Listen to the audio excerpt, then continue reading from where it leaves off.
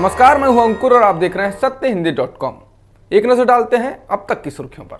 भारत में सोमवार को कोरोना संक्रमण के 1543 मामले सामने आए और संक्रमित व्यक्तियों की संख्या बढ़कर 29,435 हो गई है। सोमवार को वायरस से संक्रमित 62 लोगों की मौत हुई, जो अब तक एक दिन में सबसे ज्यादा है।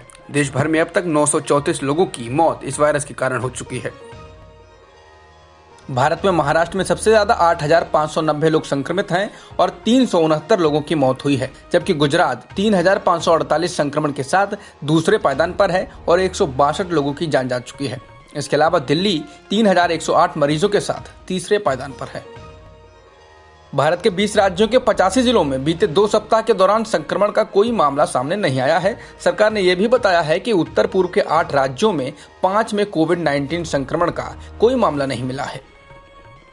देश की राजधानी दिल्ली में कोरोना संक्रमित व्यक्तियों का आंकड़ा 3,108 हो गया है। सोमवार को संक्रमण के 190 नए मामले सामने आए। राज्य में अब तक 54 लोगों की मौत वायरस की चपेट में आने से हो चुकी है। दिल्ली में अब तक देश के किसी भी शहर के सबसे ज्यादा कंटेनमेंट जोन बन चुके हैं और इनकी संख्या 99 पहुंच चुकी है।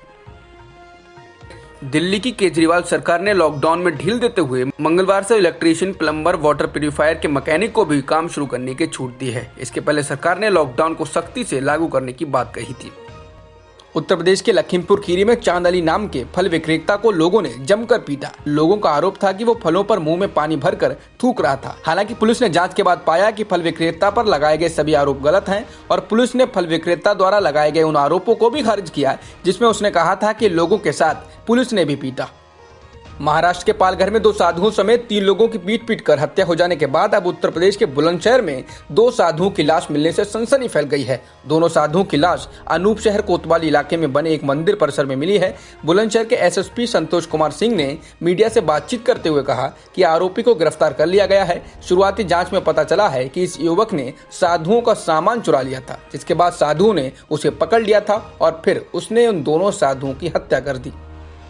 गुजरात के सूरत में लोगों ने पुलिस पर पथराव कर दिया। पुलिस लॉकडाउन को सख्ती से लागू करवा रही थी। इस दौरान लोगों ने पुलिस पर पत्थर फेंकने शुरू कर दिए, जिसमें एक पुलिसकर्मी घायल हो गया, जिसके बाद 5 लोगों को गिरफ्तार किया जा चुका है।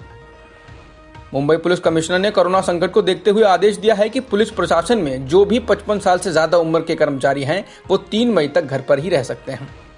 चीन की 2 कंपनियों द्वारा भेजी गई रैपिड किट के इस्तेमाल पर भारत ने रोक लगा दी है, जिसके बाद चीन ने इस पर प्रतिक्रिया दी है। चीन ने कहा कि उनके किट गुणवत्ता के मानकों को पूरा करते हैं और हम ये बाकी कई देशों को भी भेज रहे हैं। दुनिया में कोरोना वायरस से संक्रमित लोगों की संख्या 30,65,000 से ज्यादा हो गई है, जबकि मरने वालों का आंकड़ा 2,11,000 से ज्यादा हो गया है। इसके अलावा अभी तक कुल 9,22,000 से ज्यादा लोग ठीक भी हो चुके हैं। दुनिया भर में कोरोना संक्रमण के मामले 30,40,000 से ज्यादा हो गए हैं। अमेरिका में कोरोना संक्रमित मरीजों की संख्या 9,88,000 से ज्यादा है। जॉन हॉपकिंस यूनिवर्सिटी के कोविड-19 ट्रैकर के मुताबिक अमेरिका में अब तक 56,000 से ज्यादा लोगों की मौत हो चुकी है। व्हाइट हाउस में हुई प्रेस कॉन्फ्रेंस में अमेरिकी राष्ट्रपति ट्रंप ने कहा कि उनके प्रशासन ने कोरोना वायरस पर चीन की प्रतिक्रिया को लेकर बेहद गंभीर जांच शुरू कर दी है। उन्होंने कहा कि हम चीन से खुश नहीं हैं, हम पूरी परिस्थिति से खुश नहीं हैं, क्योंकि हमारा मानना है ये वहीं रोका जा सकता था जहां से ये शुरू हुआ। चीन की राजधानी बीजिंग में अधिकारी कोविड-19 विशेष अस्पताल में भर्ती सभी मरीजों के स्वस्थ होने के बाद इसे बंद करने वाले हैं। अस्पताल को बंद करने का यह कदम तब उठाया गया है जब चीन में कोरोना वायरस के केंद्र वुहान ने हाल में 16 अस्थायी अस्पतालों को बंद किया और अपने अंतिम मरीज को रविवार को छुट्टी दी। बीजिंग के शियाओतांगशन हॉस्पिटल ने कोविड-19 के सभी मरीजों के स्वस्थ होने के बाद उन्हें मंगलवार को छुट्टी दे दी है और बुधवार से इसका संचालन बंद कर दिया जाएगा।